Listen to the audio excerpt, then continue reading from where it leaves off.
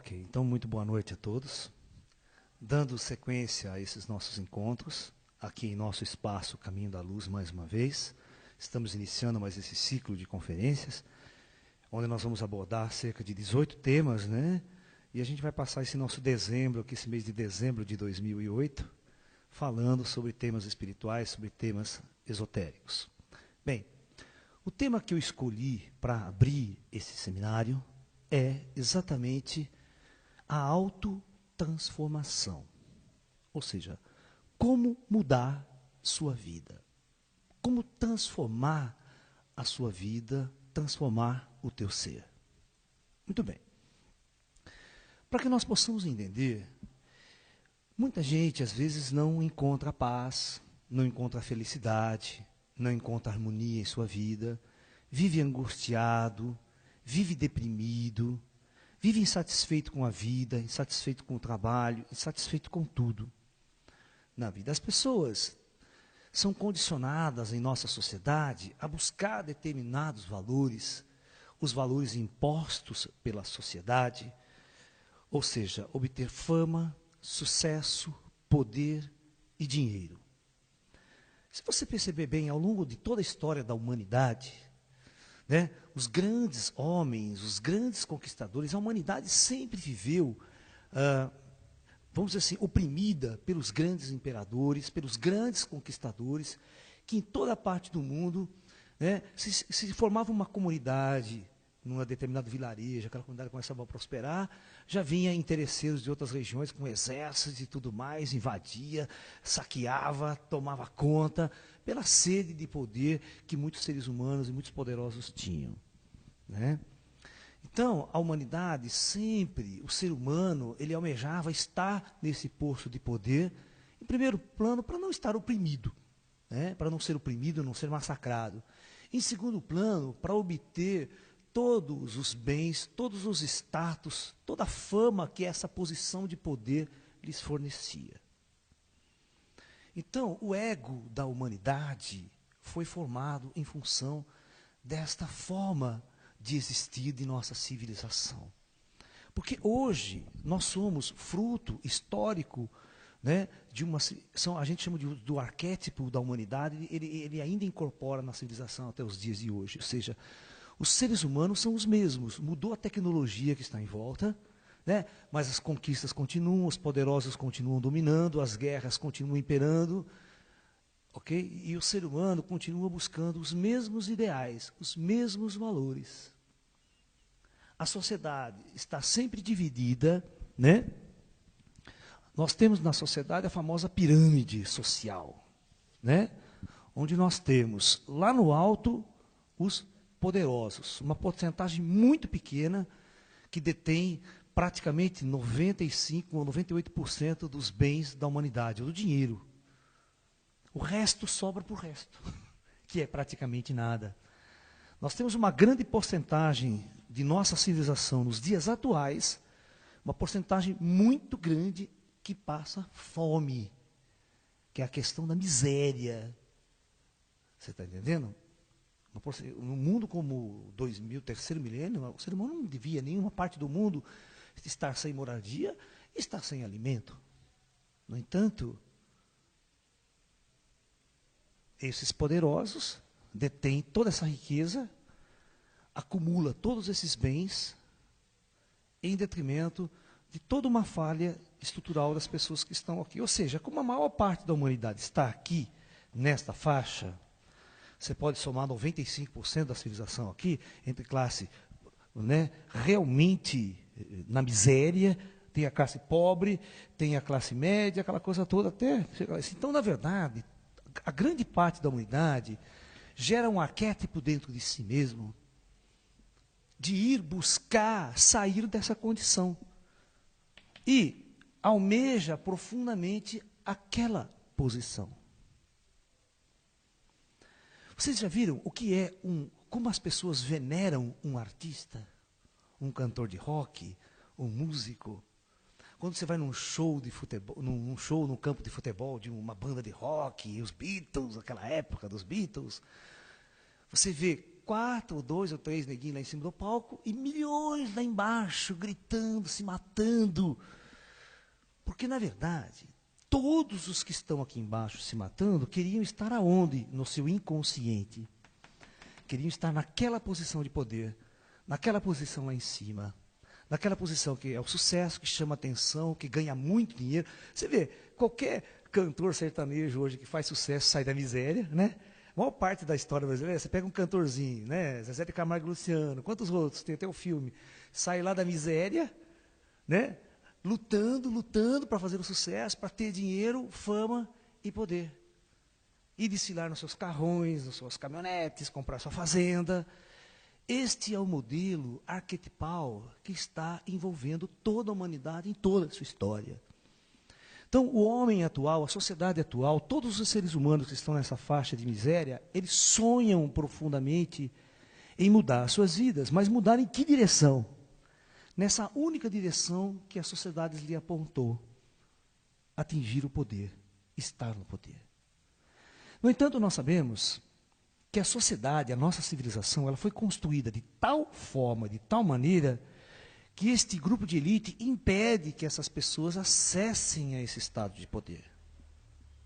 Por exemplo, todos os esportes são competitivos e só um chega em primeiro. Ou seja, só esse um vai ter fama, sucesso e poder. Você pega um atleta nas Olimpíadas, você lembra quem chegou em segundo lugar? Não, só tem valor quem ganhou a medalha de ouro. Se não ganhar essa medalha de ouro, nem aparece na mídia, na televisão, quem nem quer saber. Então, a nossa sociedade é uma sociedade hipócrita. Ela valoriza pequenas coisas que não têm muito sentido. E todos sonham com isso e lutam a sua vida inteira, se matam, se esforçam, estudam 30 horas por dia e se treinam 40 horas por semana. Para quê? Para atingir o poder. Um dos homens mais ricos do mundo, em sua bibliografia, em sua biografia, estava no topo do mundo. O cara que chegou aqui, ninguém era mais rico do que ele na época. É o senhor Henry Ford, nos Estados Unidos. O dono da Ford. O cara que...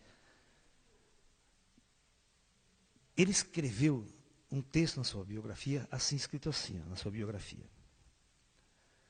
Eu cheguei no topo do mundo, onde todos os homens desta humanidade querem chegar. Mas a minha maior frustração é não poder convencer todas essas pessoas que estão querendo chegar até aqui, que aqui em cima não existe nada. Não tem nada. Eu vou discutir muito isso, eu vou falar abordar de uma outra forma, quando nós estivermos discutindo sobre a palestra, sobre Maya, a ilusão, a grande ilusão. Né? Os indianos falam que toda a nossa jornada aqui na Terra é Maya, é uma grande ilusão. Nós somos iludidos o tempo todo, né? Por uma visão de sucesso, poder, fama, de grandeza, de poder. Né?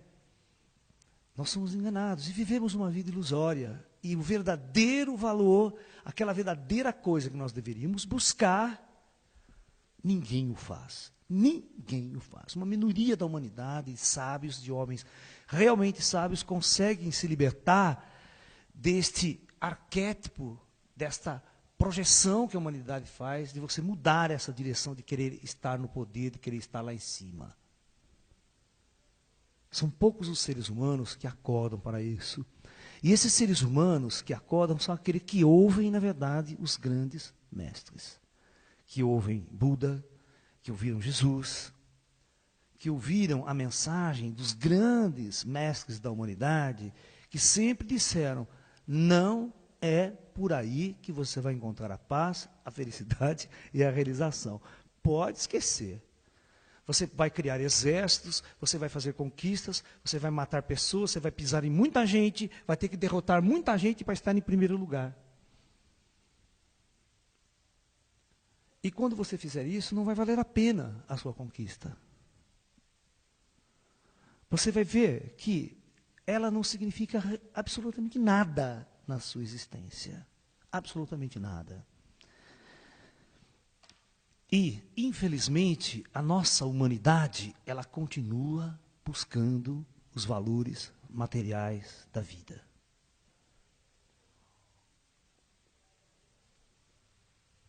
E se esquecem profundamente dos seus valores espirituais.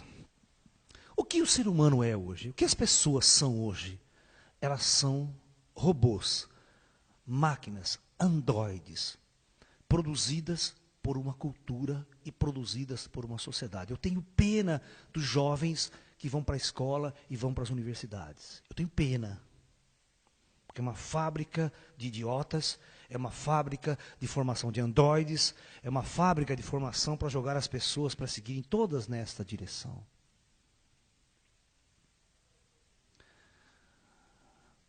A alma está morta. Nenhuma universidade, nenhuma escola dirige o ser humano para o despertar de sua alma, de sua real estrutura interna, da sua real natureza espiritual. Nenhuma universidade está preocupada com este lado do ser. Ela está simplesmente preocupada em formar você para uma sociedade de consumo. Ela vai produzir máquinas sofisticadas para aumentar a produção de bens que não têm sentido algum. A universidade vai produzir um engenheiro, ela vai produzir um médico, ela vai produzir um dentista, um advogado. E as pessoas passam a ser isso. E viver 24 horas aquilo que foram programadas para fazer e viver. E outra, e como dizia o velho Raul Seixas, elas acreditam ainda que estão contribuindo com sua parte para o belo quadro social. Acreditíssimos idiotas. Porque, na verdade, elas estão cumprindo um programa de androide que servem aos poderosos. Porque quem sempre usufrui dos bens de trabalho e de consumo e do esforço de toda essa civilização são os poderosos. O resto que trabalha de sol a sol para sustentar a elite no poder são os miseráveis que estão aqui embaixo, os operários das indústrias, certo?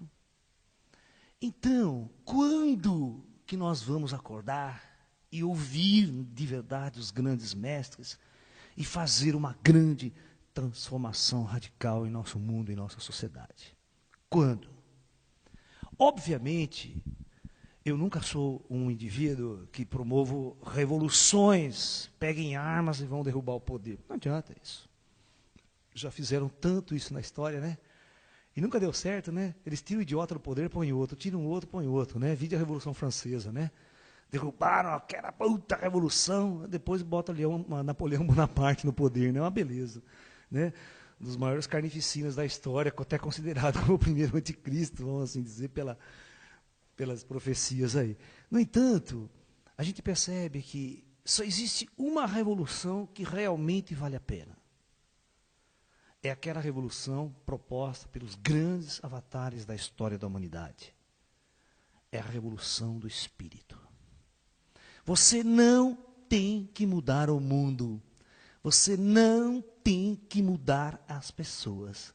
Você só tem que fazer uma coisa importante na sua existência, é mudar a si mesmo. Só isso. Se você fizer isso, você estará contribuindo de uma forma grandiosa para um grande processo de mudança de nossa civilização. Porque não adianta, se você não se transformar a si próprio, você não sabe o que fazer para transformar o outro. Por isso são os grandes idiotas, que criam revoluções, pegam em armas e matam um monte de gente, fazem uma carnificina enorme em nome de ideais. E quando estão lá no poder, fazem a mesma besteira e bestialidade do que os outros que estavam lá antes dele. Porque eles não têm uma proposta de grandes transformações reais. Vide o comunismo no mundo. Uma grande proposta de unificação, de unidade, igualdade entre as pessoas. Mas para o comunismo assumir o poder, ele matou milhões. Houve uma revolução bolchevista, aquela revolução russa que matou milhões na União Soviética. E deu certo. Nós vimos que a história não funciona. Por quê? Porque não adianta você transformar o homem de fora para dentro, impor leis para ele seguir, regras políticas, sociais. Ele não vai seguir. Você tem que mudar o homem de dentro para fora. Então, a verdadeira transformação que deve ser atuada no ser humano, em primeiro plano, é a transformação que vem de dentro para fora. E como os grandes mestres nos ensinaram a fazer essa grande transformação? Se você olhar os ensinamentos de Jesus, ele sempre foi muito claro. Jesus andava numa sociedade que ele simplesmente olhava as pessoas vivendo através do poder, os soldados, os sacerdotes, a riqueza, Herodes. Ele achava toda uma grande inutilidade. Um templo de pedra, por mais enfeitado que seja, não passa de um monte de pedra. Ele é vazio, ele é inócuo. Né? Quanto Jesus não discutia sobre o templo sagrado dos judeus, né? Que para Jesus não servia para absolutamente nada. Não existem templos sagrados. O único lugar sagrado que existe é o próprio ser, é o próprio homem, é lá dentro. Se você quiser buscar a Deus, você não precisa de nenhum templo sagrado, de nenhum local sagrado para se reunir lá e lá encontrar a Deus, porque é uma bobagem. Segundo Jesus, Deus sempre esteve dentro de você, lá dentro. Você não tem que ir a nenhum lugar para encontrar a Deus. Você só tem que se transformar. Por isso que Jesus sempre disse que o processo mais importante, os mestres orientais são unânimes em afirmar isso, é a autotransformação. É você que muda. Você não pode esperar que algo aconteça lá fora no mundo para você fazer a transformação, para você ser feliz. Ano que vem, quando tiver melhor meu salário, quando eu me aposentar, eu mudo. Aí eu faço uma transformação na minha vida. Quando meus filhos estiverem criados, quando eles estiverem com 18 anos, mando para a faculdade, aí sim eu vou estar livre, vou fazer uma mudança, uma transformação. Só que você não sabe o que o mundo e o planeta reserva para todos nós ou no seu caminho. Você pode vir à esquina, bater teu carro e se arrebentar e não tem futuro mais para você. Né? Neste projeto, nessa parte existencial. E você passou uma vida de andor, você viveu os valores, todos os valores que não é você. A vida inteira, desde que você nasceu, as pessoas, a sociedade, tua mãe, teu pai, as escolas, ela foi enfiando um conjunto de regras e um conjunto de valores nas quais você era obrigado a viver e a dirigir e a existir. Né? A maior parte das pessoas procuram fazer uma escola, uma universidade, porque querem ficar bem de vida, ter um bom emprego, ganhar um bom salário. O objetivo é esse. Existe alguma profissão, algum emprego que oferece transcendência espiritual? Na qual você trabalhe 12 horas por dia com bastante afinco e você conquiste a iluminação e a transcendência e a abertura da alma e do espírito? Tem? Tem alguma profissão? Tem algum curso universitário que ofereça isso? Se não existe isso, isso mostra que tudo aquilo que foi feito e é feito na nossa sociedade, nada tem a ver com o espírito. É uma direção totalmente antagônica e oposta ao espírito. As pessoas dirigem suas energias e sua vida 12 horas por dia numa direção que nada tem a ver com sua alma e sua verdadeira natureza. Elas trabalham 12 horas por dia para servir um patrão, ou são o patrão para coordenar os seus empregados. E, no fundo, o que às vezes é o fruto desse trabalho de tanto esforço? É um monte de porcaria sem sentido. Quando às vezes não são indústrias militares, indústrias armamentistas, produzem armas em grande quantidade.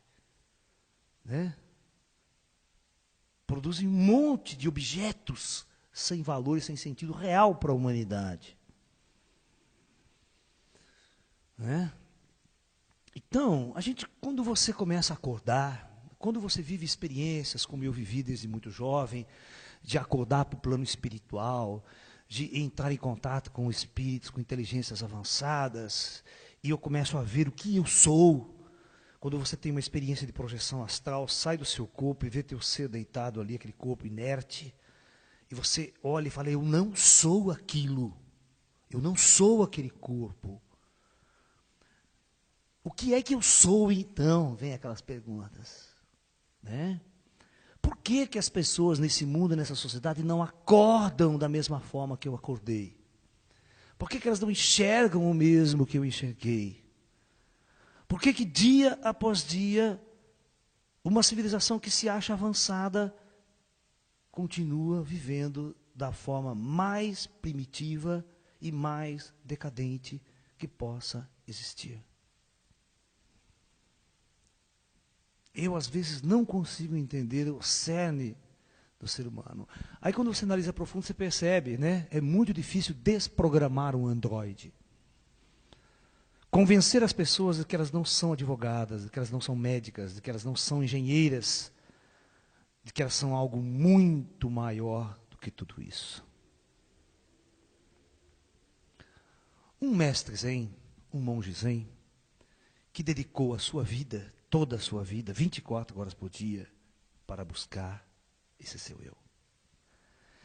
E você vai perceber que um monge, um mestre, ele faz profundas transformações para chegar a esse ponto, para encontrar esta parte essencial de seu próprio ser, ou seja, encontrar com sua própria alma, com seu lado espiritual, e perceber o lado espiritual do universo que o cerca.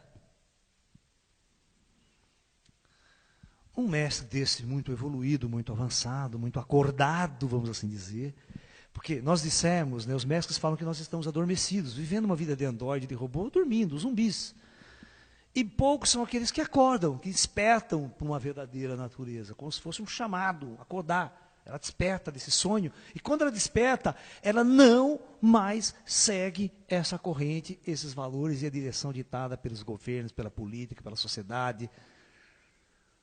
Certo? Ela não age mais de acordo com as regras impostas pela TV Globo. Você não veste mais as mesmas roupas da moda. Né? Você não compra mais um tênis de R$2.000.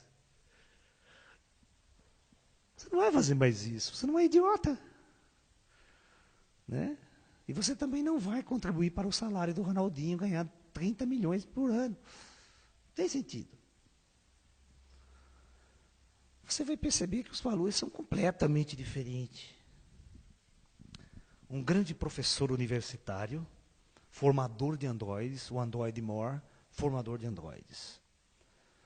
As pessoas acham que estão na universidade, professores, eles acham que são os donos da verdade, da sabedoria humana. Um desses professores foi para o Oriente, em busca de estudar o Zen com mestres Zen. Estão acordados. Sentado diante do mestre, o mestre faz a seguinte pergunta para esse professor universitário: quem é você? E ele então, na sua profunda ignorância, começa a vomitar o seu pedigree. Sou professor da universidade de tal, doutorado não sei o quê, professor honoris causa, dá aquele currículo desse tamanho do cara, né? O pedigree. Aí o professor, quando ele termina de falar todo o currículo, o professor fala: e tirando tudo isso que você me falou, quem é você? Ou seja, as pessoas vivem um fantasma, elas vivem uma fantasia. Elas vivem tudo aquilo que realmente elas não são. Mas acreditam que são. Porque o pai, a mãe, muita gente diz que ela é isso. E a sociedade produz essas pessoas em formas. Né? Na formatura, todo mundo sai igualzinho, com aquele canudinho, né? Tudo formatados, iguaizinhos. Por isso, muita gente tem me convidado para dar aulas em universidades. Né? Com um discurso desse, eu não seria aceito em faculdade nenhuma. Né? Eu não tenho sentido. Para mim não tem sentido. Eu quero educar as pessoas aí. Essa é a minha aula. Eu quero acordar as pessoas. Eu não quero ensinar matemática e física para as pessoas. Para mim não tem sentido isso. Eu vim aqui, eu quero acordar as pessoas. As pessoas precisam acordar. Depois que elas estiverem acordadas, elas podem aprender matemática, física, química, biologia. Podem aprender tudo. Mas primeiro elas têm que acordar. Não que ciência seja uma coisa ruim, nem tecnologia, mas primeiro ela tem que estar acordada. Porque uma pessoa acordada, ela sabe usar muito bem a matemática, sabe usar muito bem o equipamento eletrônico, ela sabe usar muito bem a ciência e a tecnologia que está à sua disposição. Senão ela vai fazer armas, vai conquistar, vai traficar droga, vai fazer o diabo, porque ela quer poder, ela quer dinheiro, quer sucesso, quer fama. Ela vai tentar conquistar isso de qualquer maneira. Né? Muito bem. Como então os mestres conseguiam fazer essa transformação? Como fazer essa autotransformação? Primeiro lugar, tem que ser muito macho. Ou seja, tem que ser um guerreiro e tem que ter muita coragem para fazer essa transformação. Porque a primeira coisa que as pessoas têm é medo de abandonar as suas vidas, medo de abandonar o seu caminho, medo de abandonar o seu sonho, o chamado sonho americano, né? Que agora está falido, né? Com a crise monetária americana está falido, né?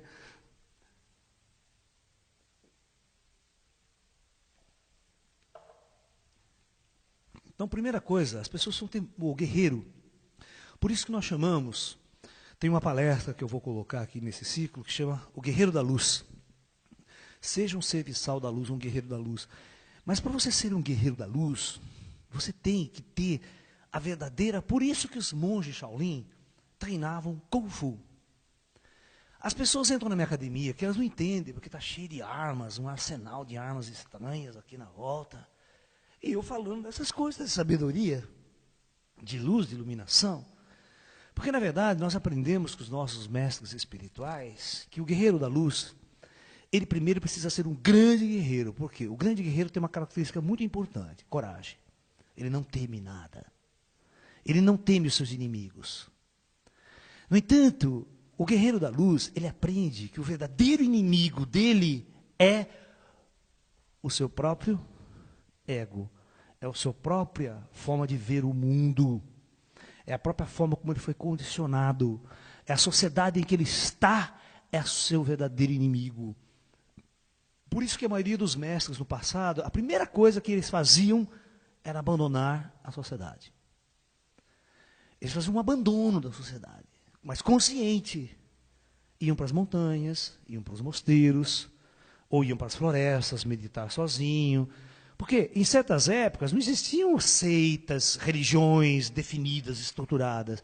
O indivíduo, na China antiga, os taoístas largavam e iam para as montanhas sozinhos, sentavam, não tinha mestre, escola, religião para ficar rezando. Não, eles tinham que buscar sozinho. Era uma jornada individual. Podia até ter uma meia dúzia que se juntava para fazer a mesma coisa, mas não tinha como criar uma religião. Na China era difícil isso. Então as pessoas... O primeiro passo delas para essa autotransformação, vamos tentar enumerar para as pessoas poderem acompanhar o raciocínio. Né? O primeiro passo dessa autotransformação é o que nós chamamos uma tomada de consciência. Né? De consciência. Essa tomada de consciência está intimamente ligada no processo do acordar. Eu preciso acordar. O que é esse acordar? Eu preciso realmente entender o que é que a sociedade fez comigo. O que eu estou programado para fazer. Eu preciso acordar para esse programa, perceber que eu sou um robô, que eu sou um androide. É aquela velha história. Tem uns escritores que discutem essa coisa de uma forma muito bonita. Tem um filme, né, do Will Smith passando na televisão, tem fita, chama Eu, Robô. Vocês já viram esse filme? Esse é um clássico da ficção científica, escrito por Isaac Asimov. Isaac Asimov é um grande escritor de ficção científica americano. Qual é a crítica que ele faz? Esse robô se desenvolve tanto, cria-se uma geração de robô tão avançada, que ele começa a questionar a sua própria vida. Ou seja, ele começa a questionar a sua natureza programável de robô, que é o que todo ser humano tinha que ter feito há muito tempo. E as pessoas não entendem o filme, que é o ser humano que foi programado o tempo todo para seguir uma sociedade idiota, arcaica. E raros são os seres humanos que começam a fazer um questionamento para abandonar o seu programa de robô, de androide, e perceber que existe algo além, uma transcendência, um avanço espiritual. O filme discute isso, mas discute isso na pele de um robô. O robô descobre primeiro que o ser humano que ele tem que procurar uma transcendência, que ele tem que ser diferente, que ele é algo diferente. Que ele não quer morrer, que ele não quer ser desligado. Que ele precisa descobrir muita coisa antes. Entendeu? Então tem muita sacada, tem umas sacadas muito inteligentes aí nesses filmes, nesses escritores. Porque, na verdade, o robô somos nós mesmos. Todos somos androides e robôs que acordam de manhã e vai trabalhar. Chega de noite, desliga o robô, vai dormir. De manhã acorda o robô, vai trabalhar de novo. Eles são tão envolvidos com o seu dia a dia que não há questionamentos. E outra, eles não sabem sair desse círculo vicioso. Porque a sociedade os prende. Ele vai, mas se eu parar de fazer isso, eu não vou comer, não vou pagar aluguel. Minhas crianças têm que ir para a escola, quem vai pagar a aula da escola, quem vai pagar aluguel, quem vai pagar isso. E as pessoas ficam, o quê? Escravas do sistema. E elas não têm capacidade mental e intelectual para criar uma alternativa de vida aceitável, que ela possa comer, beber, viver, dormir e poder não ser escrava e viver de uma forma completamente diferente, o que nós chamamos de alternativa no meio de uma sociedade. Porque a sociedade criou a prisão. Ela prende você pelo dinheiro, pelo poder, pelo crediário que você fez na Casa Bahia. Óbvio.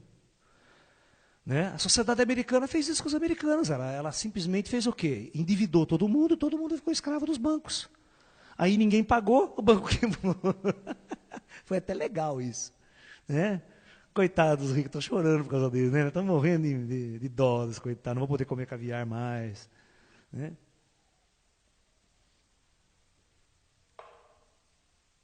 É uma pena.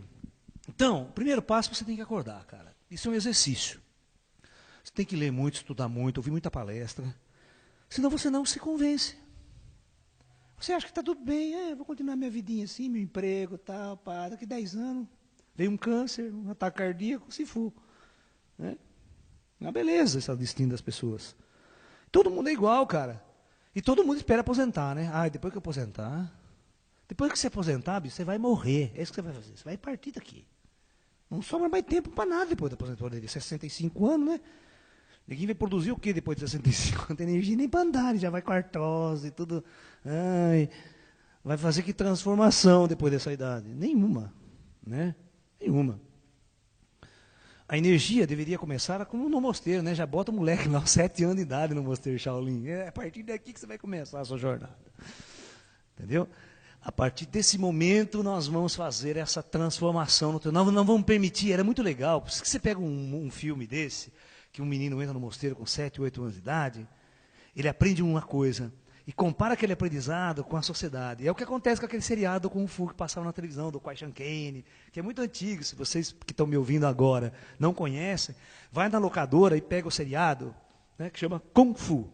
Né? Você vê que interessante. Por quê? É um cara que sai do mosteiro, que ele viveu uma cultura espiritual, esotérica. Aí ele vai para o mundo, né? Aí ele vai ver o quanto o mundo é infantil, é primitivo, é bestial, é idiota, é tolo. Então vai fazendo essa comparação. O filme todo o seriado é a comparação entre a busca do tal, que ele foi treinado para buscar, e a busca que a sociedade, o ser humano todo está buscando. Então ele vai olhar e fala, pô, que legal, né? Que é esse mundo, né? Eu estou dentro dele, né? Pelo menos eu aprendi que não vou seguir esses valores que esses caras buscam. É. Teve uma passagem zen muito forte nesse filme, é o segundo episódio da série.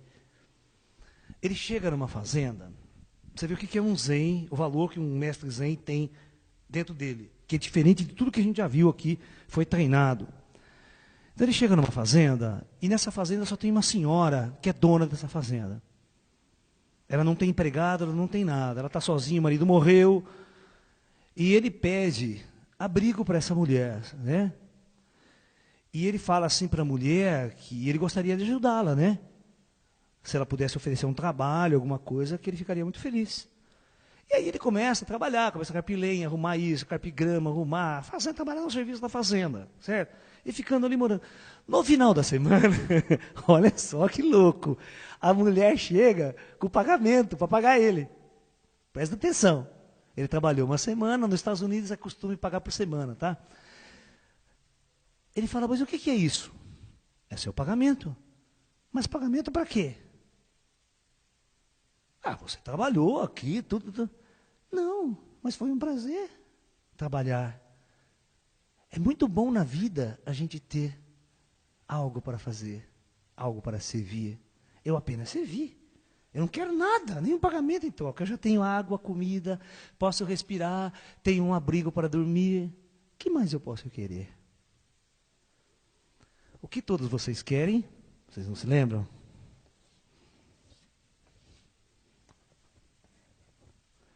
E vocês aprenderam que para chegar lá tem que ganhar muito dinheiro. Então tudo na vida vocês fazem por dinheiro. Tudo.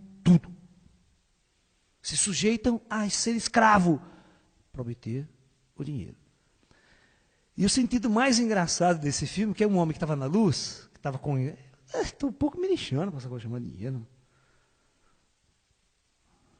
Os valores são completamente... E ninguém entende. No filme, o Zen, ninguém entende o princípio Zen da história.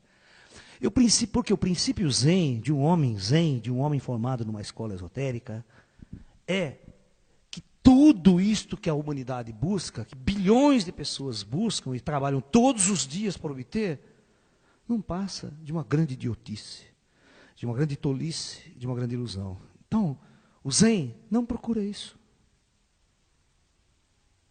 Ele está distante disso, ele não perde tempo com isso. Quando você não perde tempo com essa jornada, você vai ter condições de seguir a outra jornada, que é rumo ao Espírito. Então, uma das partes mais difíceis da jornada do ser humano é fazer esse rompimento. Mas só que o indivíduo, quando ele faz esse rompimento, ele já acha que está iluminado, né? Não, agora que começa a jornada do cara, na outra direção.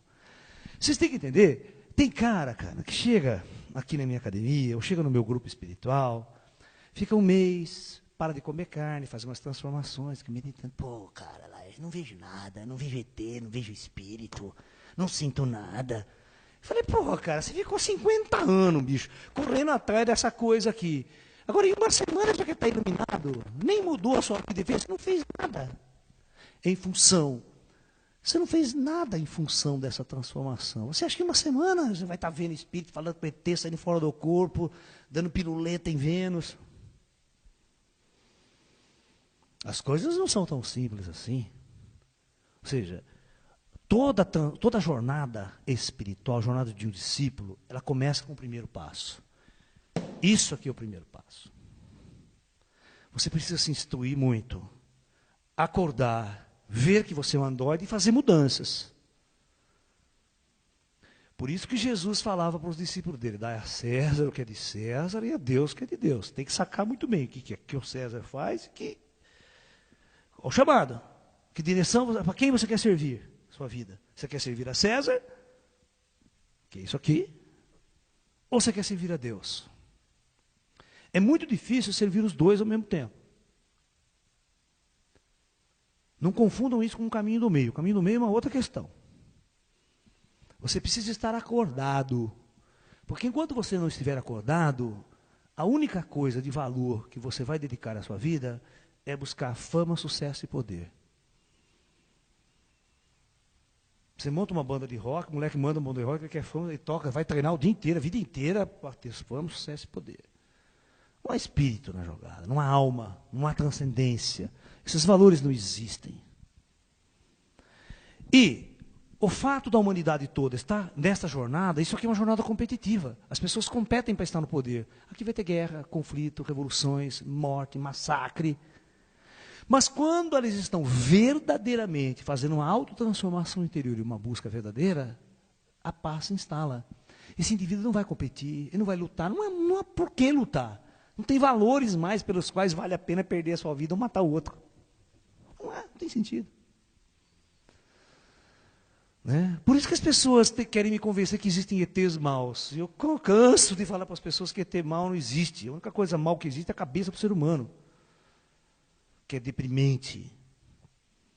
Porque seres transcendidos vivem uma outra forma de valores. Eles não estão buscando competição, não estão querendo invadir ninguém, tomar lugar de ninguém, pisar em ninguém, massacrar ninguém. Não há, para o espiritual, para o transcendente, não há nenhuma, vamos dizer assim, não há nenhuma glória nisso. Qual glória que há em matar pessoas e conquistar coisas materiais?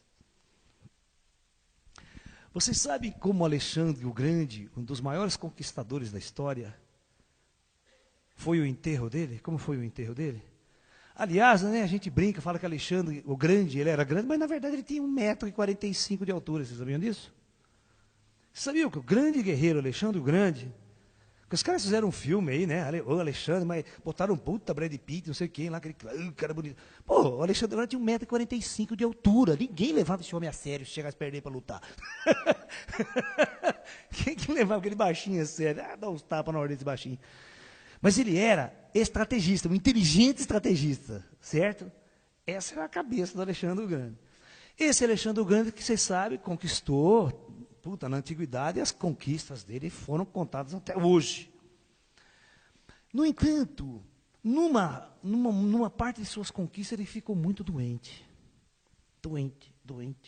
E nenhum médico da corte conseguia curar sua doença. Foi definhando. E no leito de morte, ele fez um pedido aos seus ministros, aos seus assessores. Eu quero que vocês vão fazer o meu enterro da seguinte forma. Olha como que ele pediu para fazer o enterro dele. Vocês vão me enterrar com as mãos para fora do caixão. Com as duas mãos para fora do caixão. Primeiro pedido. 2. Todos os bens materiais que eu conquistei, toda a riqueza, todo o ouro, vocês vão colocar em volta do meu caixão. E somente vai carregar o meu caixão no meu cortejo fúnebre os médicos da corte. Só os médicos vão carregar o meu caixão. Ele fez esses 3 grandes pedidos. Aí um dos assessores dele pergunta, mas Alexandre, por que isso? Falou, em primeiro lugar, os médicos carregando o meu caixão vão simbolizar que nem toda a ciência e nem todos os médicos da Terra puderam me livrar da morte. Segundo, quero que toda a minha riqueza seja colocada em volta do meu caixão para que todo ser humano do meu reino veja e perceba que eu vou embora e não levo absolutamente nada de tudo aquilo que eu conquistei. E com as mãos para fora, para todo mundo saiba que eu vim a esse mundo de mãos vazias e vou embora de mãos vazias.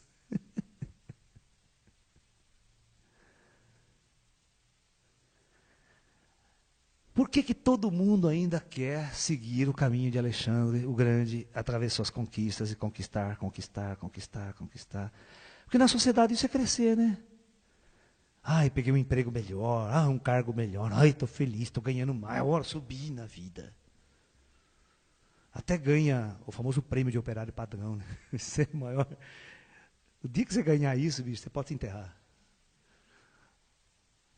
Realmente você está morto e não sabe. Ganhar prêmio de operário padrão é o escravo bonzinho. Sabe aquele escravo bonzinho que nunca questionou o patrão? Não faltou um dia o serviço. Esse é o escravo patrão. Mas o verdadeiro bom escravo é aquele que nunca foi escravo, o Zumbi de Palmares. Vocês perceberam que interessante? O que fez a grande revolução, começou a grande revolução dos escravos no Brasil, nunca foi escravo na vida, é o Zumbi de Palmares. Começou a fazer a revolução, a rebelião dos escravos, começou a rebeliar. Então, cara, use o exemplo do Zumbi de Palmares do Quilombo. A primeira coisa que você tem que fazer é se rebelar.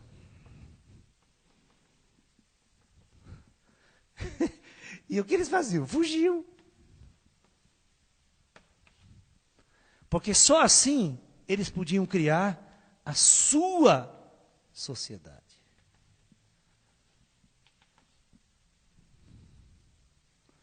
Enquanto você viver a ilusão nessa, você vai viver para essa, por essa e para essa, e nunca para você, nem para os seus ideais, nem aquilo que você realmente acredita. Por isso que eu digo para você, a autotransformação, ela requer muita coragem. Ela requer a coragem de um guerreiro. Por isso que Zumbi é chamado de um guerreiro, né? Porque se você não for um guerreiro, você continua escravo o resto de sua vida. Mas as pessoas acham que escravo é só aquele que toma chibatada e não tem pagamento. Mas olha que legal, eu acho interessante porque na antiguidade o cara trabalhava, mas tinha casa, comida, roupa lavada e beleza, né? Hoje ele trabalha, não tem casa, não tem comida, vive na rua, vive na mendigagem, não consegue pagar suas contas. Quem é mais escravo? Uhum. Às vezes, alguns de nós que estão, às vezes, numa posição social melhor, um saláriozinho, não, para querer. Ninguém quer perder essa posição. Acho que estou perfeito, tá legal, tá jóia. Por isso que vocês não podem ter contato com ET, com seres extraterrestres. Porque o dia que vocês tiverem um verdadeiro contato com a inteligência, começa no dia seguinte, você não vai mais trabalhar. No dia seguinte, você vê, porque eles vão te mostrar um outro mundo, uma outra dimensão, uma outra realidade que você nunca, sendo um androide, sendo um escravo, teve a capacidade de perceber que existia ao seu redor e ao seu lado.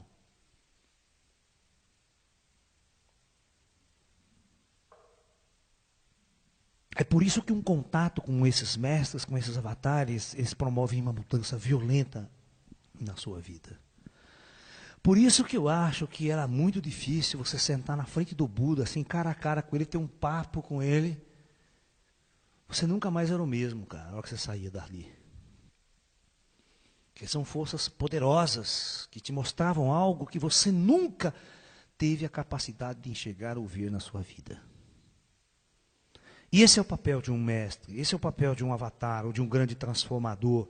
É mostrar aquilo que as pessoas por si só não têm capacidade de enxergar e mostrar a elas que elas têm capacidade de fazer as mudanças. Basta ser guerreiras, basta ter uma grande coragem para isso. Então, este é o primeiro passo. As transformações, a autotransformação, ela requer uma série de pontos que ela vai, aos poucos, implantando na sua vida. Quer ver? Por isso que os mosteiros do passado, o mosteiro Shaolin, que eu tomo como exemplo, que é uma coisa que eu estudei muito, eu vivenciei muito essa cultura, né? Então, a primeira tomada de consciência, a transformação. 2, o monge se preocupava muito, né, com o seu corpo. Então, como nós somos corpo, mente e espírito, os mestres trabalhavam esses 3 pontos. Primeira coisa, ele vai mudar o seu corpo, tá? Então, você vai ter que mudar os hábitos aqui. Você vai ter, por isso que no Mosteiro Shaolin tinha treinamento de Kung Fu, Tai Chi Chuan, fortalecer o corpo. A alimentação aqui era um dos aspectos muito importantes. Aqui que entra a alimentação natural, vegetariana, o respeito à vida. Você não mata, você não faz uma festa, você não festeja um Natal matando animais, fazendo uma carnificina com os animais, jorrando sangue dos inocentes, para você festejar o nascimento de um avatar. As pessoas não acordam para isso. Elas não conseguem acordar que Jesus jamais gostaria que alguém festejasse a sua existência ou sua manifestação na terra com o sangue dos animais. É uma idiotice isso. É uma primitividade. O ser humano é muito primitivo. Ele é grotesco. É. Então, você muda os hábitos do corpo, do alimento, essa base fundamental da transformação. Vocês podem pegar outros segmentos de outras palestras e verificar tudo. Eu tenho um seminário com 5 DVDs só falando sobre alimentação. Eu tenho um seminário todo falando sobre o trabalho do Kung Fu, da importância do movimento, do trabalho corporal, do Tai Chi, nesse processo de autoconhecimento, de autotransformação. Então, os monges trabalhavam aqui o exercício do Tai Chi. Na Índia, o trabalho do Yoga, o trabalho corporal intenso para mudar sua vibração, mudar sua energia, mudar seu campo áurico, mudar mesmo, fazer mudanças, transformações.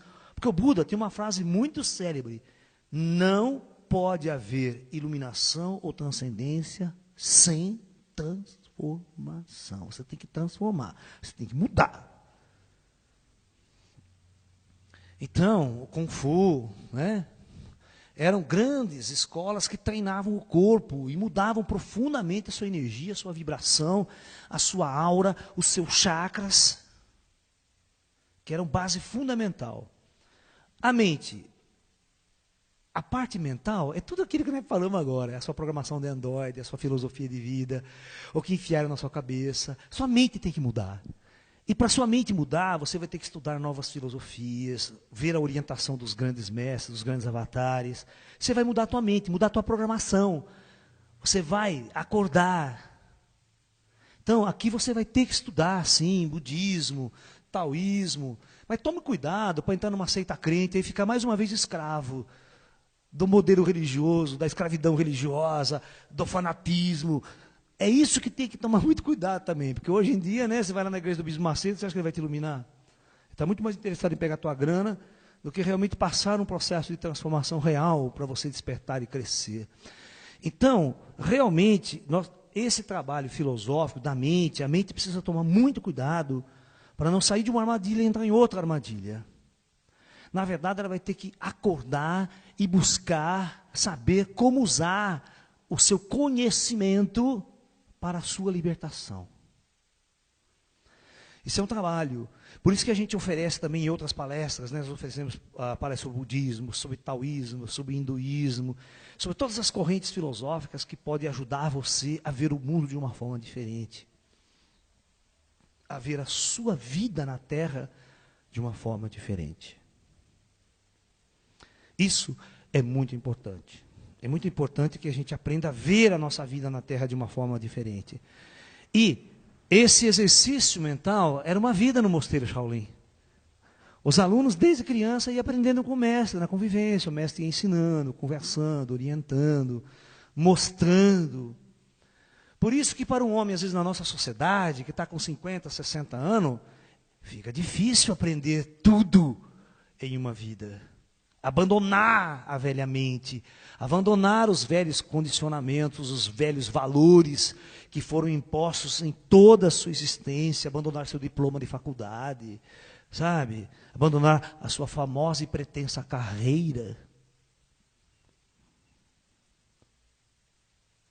É difícil as pessoas fazerem essas mudanças de hábitos. A mente tem que estar pronta. E por fim, quando essas duas coisas estiverem estabilizadas, existe mais uma parte aqui que é muito difícil trabalhar, que é a parte emocional, a sua parte afetiva, seus relacionamentos afetivos, sua parte sexual, sua parte, né, de relacionar-se com o sexo oposto, mãe, marido e mulher, paixões, isso, aquilo tudo, que deteriora o ser humano. Por isso eu tenho um seminário com 7 DVDs sobre relacionamentos afetivos, tantra, sexo e espiritualidade, para ver como os mestres orientais trabalham essa parte emocional do ser, essa parte que vem da emoção, que vem da frustração, que vem de conviver com as energias do sexo oposto, que movimenta uma energia poderosa em nosso ser. Então essa parte é muito importante ser trabalhada. E por fim, o despertar do espírito. Quando tudo está montado, a transformação foi feita, a sua mente, o seu ser está pronto, o verdadeiro mestre aparece. Mas quem é esse verdadeiro mestre que aparece? Esse verdadeiro mestre que aparece é quando acorda, os teus chakras abrem por algum motivo e você começa a ver pessoas e seres que você nunca pensou que estavam ao seu lado e sempre estiveram. Agora você vai começar a falar com eles, a conversar com eles. Esse é o despertar do espírito, é a porta que se abre. Você vai começar a lembrar do que faz à noite, quando sai do teu corpo. Você vai passar por uma experiência de projeção astral, né? Dessa que eu conto para vocês, que eu saio, vejo o meu corpo deitado na cama. Você fala, eu não sou aquele corpo. Eu sou uma outra coisa muito além daquele corpo que está deitado na cama, que pode viver, pensar, existir e andar. Quando esses valores começam a crescer, quando essa porta se abre, nunca mais você será o mesmo. Nunca mais nenhum líder político ou religioso na terra vai te escravizar. Porque não se esqueça que um líder político e um líder religioso são pessoas idênticas. Os dois querem te escravizar. Tomem muito cuidado com isso.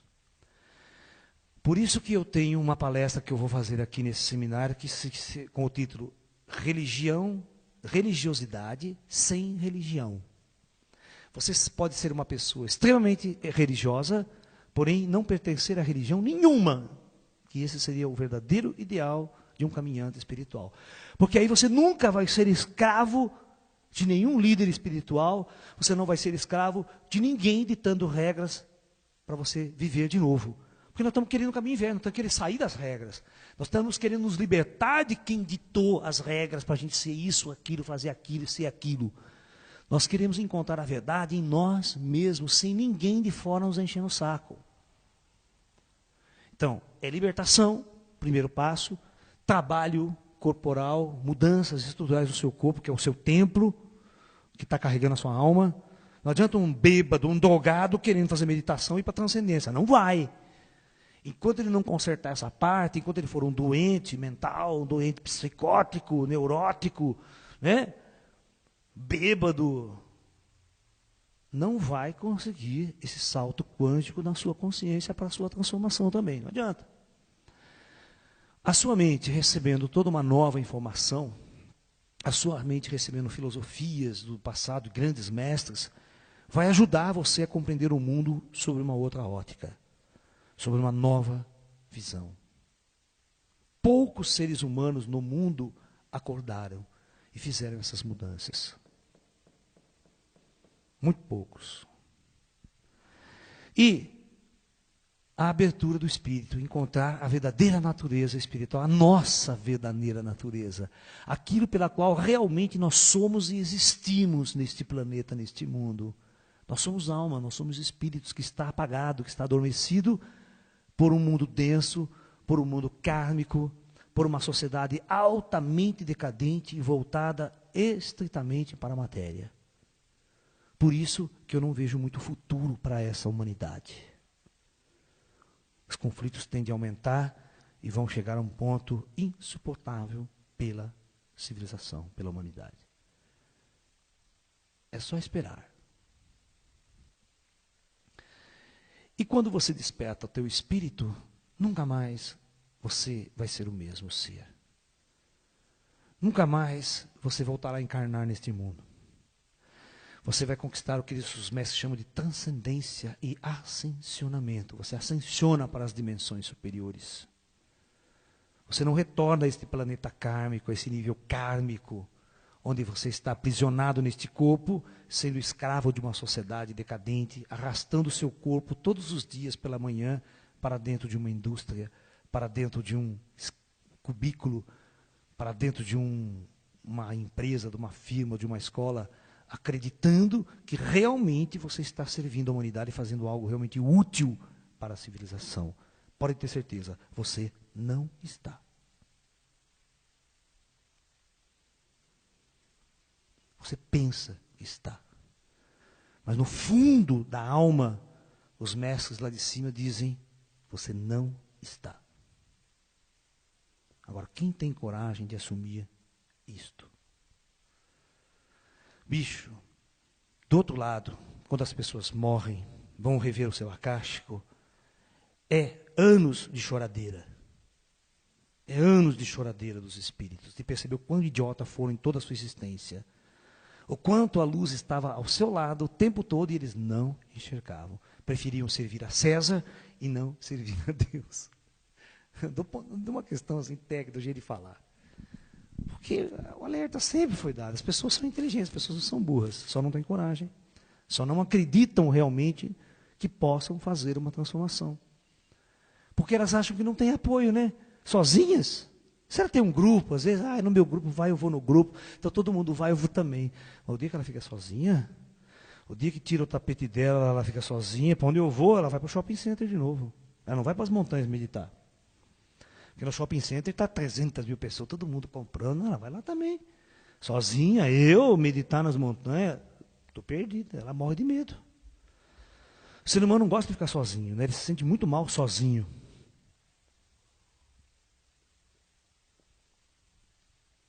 E o caminho espiritual, ele é interno. E o fato dele ser interno, em grande parte dele, ele é muito solitário. Ok? Por isso, às vezes eu sempre gostei de organizar grupos, organizar workshops, para as pessoas perderem um pouco esse medo e terem a sensação de que tem um apoio, de que existe uma força ao seu lado. Mesmo os amigos, a mulher, a esposa caminhando junto. Mas o pior é quando o marido quer ir, a mulher não vai. Quando a mulher quer ir, o marido não vai. Fica aquele puxa daqui, empurra dali, né?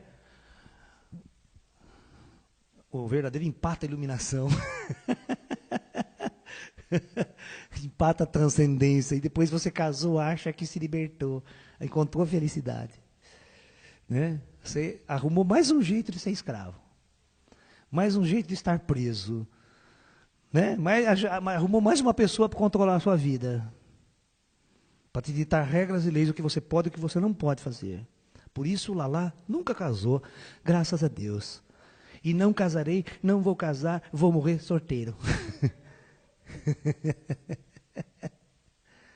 Né? Para quê? Você só vai encontrar as pessoas certas no momento certo e caminhar com elas no momento certo de suas vidas. Para os dois, para ambos. Isso é o verdadeiro relacionamento. Casamento é uma invenção dessa sociedade falida, decadente, que vocês estão vendo aqui, que vai para o caos. Então, aprendam a servir a luz, a ser servidores da luz e não servidores do caos. Acreditem na luz. A maior parte das pessoas não acreditam. Elas acham que a luz não tem poder. Poder tem, né, o Bush. Poder tem o dólar. O dólar é poder. O dólar compra. Realmente, onde está o verdadeiro poder? Né? Vocês viram como é que Mahatma Gandhi ganhou uma revolução na Índia contra a Inglaterra? Simplesmente banindo toda espécie de dinheiro. Foi o que ele fez. Como a Inglaterra escravizava a Índia de que forma? Só existia um jeito. Ela escravizava a Índia vendendo tecido industrializado para a Índia, sabia? A Índia vivia basicamente as indústrias inglesas na Índia e que vendia para a Índia, vendia tecido, roupa. Então o Gandhi falou assim, tem um jeito de não acabar com esses caras, ninguém vai me comprar roupa. Ninguém vai comprar pano inglês, ninguém vai comprar mais nada na Inglaterra. E ele dava o exemplo, né? Quem assistiu o filme Gandhi sabe que ele pegava o seu tear, pegava lá o tecido, pegava o fio, fazia o pano, e pegava o pano e jogava no corpo, era a minha roupa. Ninguém precisa depender dos outros para existir, para viver. E o ser humano achava que se não comprasse um tecido, se não comprasse uma roupa na Inglaterra, não existia vida, não podia viver. O dia que o Gandhi ensinou todo mundo a fazer isso, todas as empresas em Inglaterra quebraram. Não tinham para quem vender, não tinham mais dinheiro para fazer a revolução, para pagar soldado, para pagar quem? Entregaram a Índia para os indianos. É simples.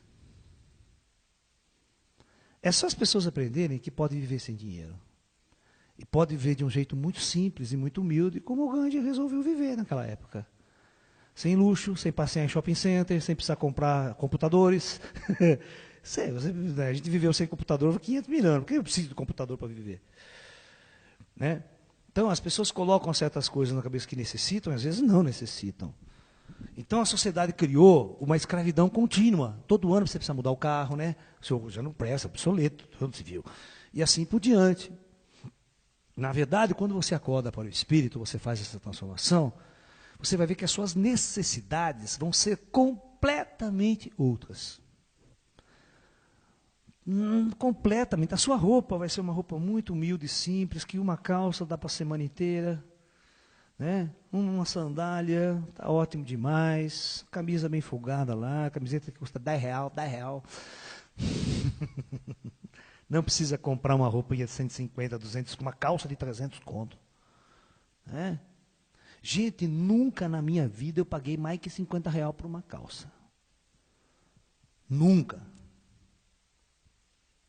Nunca vivi com coisinhas de marca, chique e tal. Só se alguém dá de presente para mim.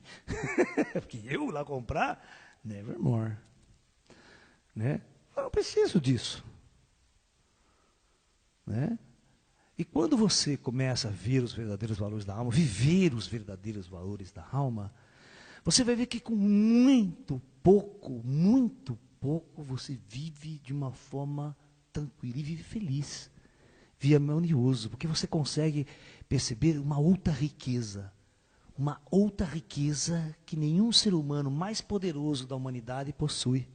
Por isso que o Henry Ford falou, eu tenho a maior riqueza do mundo, mas não tem nada, o que eu vou fazer com esse dinheiro? Comprei tudo que o dinheiro podia comprar. E agora, o que eu faço? Não tinha para onde ir. Né? Não tinha para onde ir. Aí tem que fazer esporte radical, né? Mergulhar de ponta cabeça, não sei aonde, fazer essa merda, né? Porque não tem o que fazer. Tem que viver sonhos de espaço.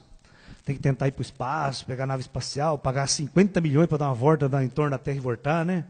Essa bobagem de idiotice do ser humano, né? É o que os ricos vão fazer daqui para frente, né? Pagar 500 milhões para ir para dar uma voltinha na Lua e voltar. É. Porque não tem mais onde investir a sua riqueza. Tudo ele comprou. Né? Talvez por isso, né, o Siddhartha fala que ele foi fácil ele se iluminar, né? Porque ele era um príncipe, né? Ele já estava no topo, não tinha mais para onde ele ir na Terra. Os ideais da Terra, os desejos dele não tinha mais. Só resta ir para o espírito agora, né? Mas todo mundo que está na plebe, a massa quer chegar lá, quer ter riqueza, quer ter poder, quer ter fama. Elas não conseguem perceber na metade do caminho que é inútil essa jornada, que é maia, que é ilusória, que o verdadeiro sentido da existência do homem no universo é a sua alma, o seu espírito transcendental. Que é para isso que nós temos que acordar em nossa jornada pela Terra. É para isso que nós viemos viver essa existência nesse planeta. E não se esqueçam, essa transformação não pode depender de nada externo a você. É uma autotransformação. É você que decide fazer essa transformação. Não vai esperar o governo mudar, não vai esperar o ano que vem, não vai esperar o carnaval passar. Sabe? Todo mundo no Brasil assim, depois do carnaval eu faço yoga. Né? É muito engraçado, né? As pessoas chegam para mim, se você está dando aula de yoga lá na sua academia? Eu falei, estou. Você está dando aula de Kung Fu? Estou. Cara, depois do carnaval eu começo, viu? Eu falo, mas o que tem a ver o carnaval com você começar a fazer yoga, tai chi, Kung Fu? Não, porque não sei o que tem. Depois do carnaval, mas seu espírito pode esperar.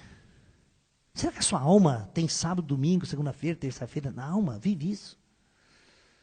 Será que a alma está preocupada com o carnaval? Né? O carnaval? Depois do carnaval, a vida começa no Brasil. Você está entendendo? As pessoas vivem o tempo todo adiando, e não faz. Cara, se eu contasse nos dedos todas as pessoas que dizem que vêm fazer tai chi, Kung Fu aqui na minha academia, eu já estava com 5 mil alunos aqui, não tinha mais espaço para pôr gente aqui. Mas as pessoas não saem da inércia. Elas têm vontade, de uma hora bate uma vontade, né?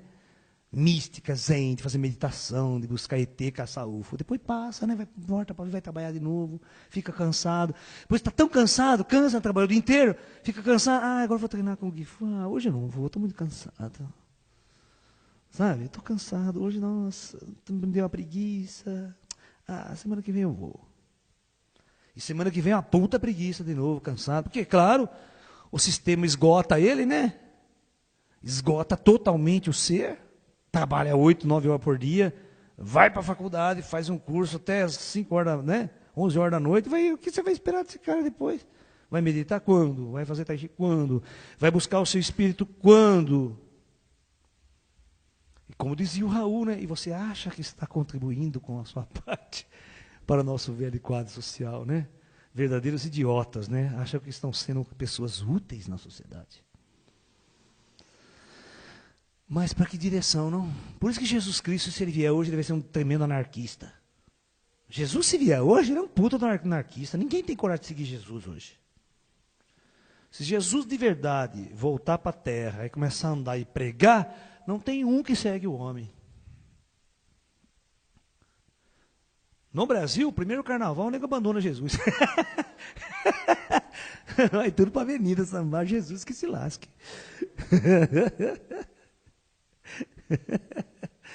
Porque as pessoas estão condicionadas, elas estão muito condicionadas a viver uma verdade, a viver uma jornada pela vida. Elas acham que sem isso vão morrer, não vão existir. Né? Por isso que o Raul Seixas tentou criar a sociedade alternativa, né? É muito legal. Você vê os manifestos hippies da década de 60, 70, eram fantásticos. Indivíduos que estavam fazendo uma tremenda numa transformação, rompendo com a sociedade, rompendo com o mundo e indo morar em comunidades alternativas. Só que o problema no Brasil, que é na AI-5, né? Ninguém falava em qualquer coisa diferente, o nego já enquadrava o nego no AI-5, Segurança Nacional, já atacava na cadeia. Não tinha como fazer revolução hippie no Brasil. Por isso que Raul Seixas, foi todo mundo deportado do país, né? Exilado. Morar não sei aonde, mas aqui não. General, né? O que você acha que general tem na cabeça? Liberdade para o ser humano, espiritualidade, transcendência, iluminação para o seu povo? Ou as pessoas simplesmente viveram a escravidão do imperialismo, né, norte-americano imposto aqui no Brasil pelo exército brasileiro, que é ideal capitalista. Ideais comunistas ou qualquer coisa semelhante, vai para a cadeia, torturado e morto. Então, as pessoas são escravas. E quando elas tentam se libertar de alguma forma, vem a repressão e... Por isso nós temos que fazer uma revolução individual. Uma revolução profunda interna. Que aí ninguém vem encher o saco. Ninguém vem perturbar você, que você está perturbando a paz social, o planeta, fazendo revolução, sabe? Senão você vem e te mata mesmo. Porque incomoda os poderosos que estão lá em cima. Incomoda quem está no poder. Esse tipo de discurso. Né? Por isso os verdadeiros mestres fazem as revoluções espirituais, as revoluções internas, as revoluções solitárias, sozinhas. Não é aqueles que querem levar massa junto com ele. Sabe? Querem levar milhares de seguidores. Geralmente não são bons mestres aqueles que têm muito seguidor.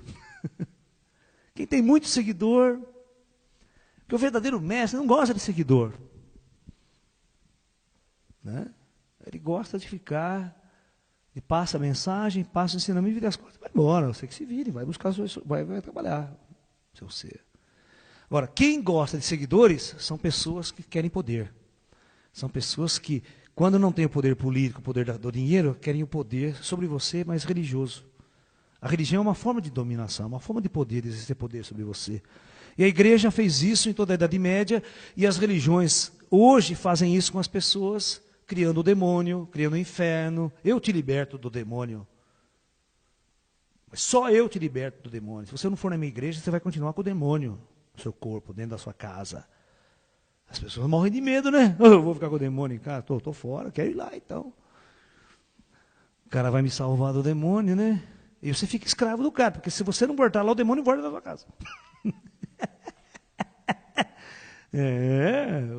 Cara. Esses caras são doidinhos para te manter preso a eles de uma determinada forma. Porque aí você paga todo mês, né? Continha dele, a mansão dele mora, o carrão que ele usa. É diferente de você olhar alguns mestres na Índia, os mestres que têm uma iluminação, têm uma luz. Você olha na aura deles, você vê uma luz, uma abertura espiritual profunda. Esses mestres não têm nada material quase. Eles andam com a roupinha dele, de corpo, né? Come quando dá para comer, vive uma vida completamente desvalorizada do que nós chamamos dos valores materiais do mundo. São caras que não vivem muito aqui, eles estão muito fora em outras dimensões da realidade, vivendo, olhando, saindo do corpo. Eles começam a não ligar muito para os valores do ser humano comum, convencional.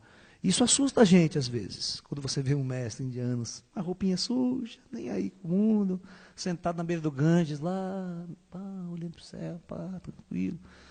Você fala, mas que pobreza, que sujeira, que não sei o quê. Né? A cultura é muito diferente, a cultura indiana ela é muito diferente da cultura ocidental. O dia que você for fazer uma viagem para a Índia, Muita gente, amigos meus, vão para a Índia, fica indignado ver a pobreza, porque a Índia é uma pobreza desgraçada, né? Vem 20 vem mais pobre que você ir para a Bahia, né? Que ir para o Nordeste brasileiro. E existem certas pessoas, certos mestres no meio disso tudo, né, com uma riqueza, mas se confundem com a pobreza. É muito complicado. Muito complicado.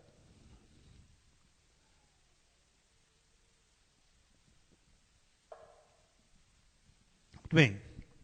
Então, para nós resumirmos, para nós terminarmos o nosso papo de hoje, eu gostaria de deixar assim claro para vocês que a autotransformação é algo que vem de dentro. É algo que vem lá do fundo da sua alma. Todo mundo, todo ser humano, de alguma forma, em algum momento da sua vida, parece que recebe um chamado interno. Ou seja, ele acorda de manhã diferente, algo invisível tocou, mexeu com a coisa interna. É uma força muito poderosa, que uma hora a gente vai conversar sobre ela, que são os mestres do invisível, são os mestres kármicos, aqueles que cuidam de nossa encarnação na outra dimensão, que fazem esse chamado. Agora você pode ouvir esse chamado e segui-lo, ou simplesmente você pode ignorá-lo. Passar a ignorar sempre que ele acontece em sua vida. Aí é um problema de livre-arbítrio. Totalmente seu, porque você tem o direito de fazer aquilo que você quer na sua vida. Porque é mostrado para você. É mostrado esse mundo e os valores desse mundo. E é mostrado o caminho espiritual. Você escolhe. Somente você pode fazer essa escolha. Tá? E todo lugar que você for assistir uma palestra, for fazer um curso, entrar numa igreja, numa religião qualquer, busque sempre o questionamento. Questione sempre.